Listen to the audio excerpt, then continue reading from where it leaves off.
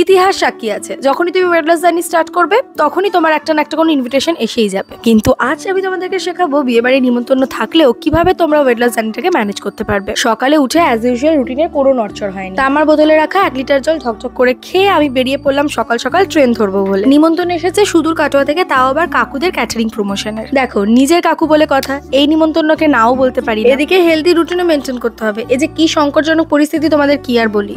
কাল রাতে একটু বেশি করে ড্রাই ফ্রুটস ভিজিয়ে রেখেছিলাম, সকালে 2টো মিলেট কুকিজ আর ড্রাই ফ্রুটস দিয়ে ব্রেকফাস্ট সারলাম। স্টেশনে নেমেই তো দেখা হয়ে গেল 2টো মিষ্টি সাবস্ক্রাইবারের সঙ্গে। দেন আজকে সোজা গেছি ব্যাংকে, কারণ আমার বেশ কয়েকটা কাজ ব্যাংকের পেন্ডিং ছিল। এবার তোমাদেরকে বলি, যেদিনকে নিমন্ত্রণ থাকবে বা বাইরে খাওয়ার প্ল্যান রয়েছে সেদিনকে চেষ্টা করবে ওয়ার্কআউটটা একদম স্কিপ না করার। আমার যেহেতু আর্লি মর্নিং ট্রেন ধরার ছিল, আমি ওয়ার্কআউট করার টাইম পাইনি, সেই কারণে বেশি করে ওয়াকিং করে নিয়েছি। বাড়িতে থাকলে আমি আজ ভাত নিতাম না, তার বদলে ওটস খাওয়াটা প্রেফার করতাম। বাট যেহেতু বাইরে আছি, এখানে তো এত ট্যান্ট্রাম দেখানো যায় না, তাই ভাত খেয়েছি, বাট পরিমাণে অনেকটাই অল্প। তার বদলে বেশি বেশি সবজি খেয়ে নিয়েছি। আর চেষ্টা করবে ডিনারটাকে একদম লেট নাইটে না করে অ্যাটলিস্ট 7:30 8টার মধ্যে করে নেওয়া। তাতে লোকজন যতই জাজ করুক, তোমাকে কিন্তু আগেই খেতে হবে, কারণ এরকম হেভি খাবার ডাইজেস্ট করার জন্য তো নিজের শরীরকে একটু সময় দিতে হবে।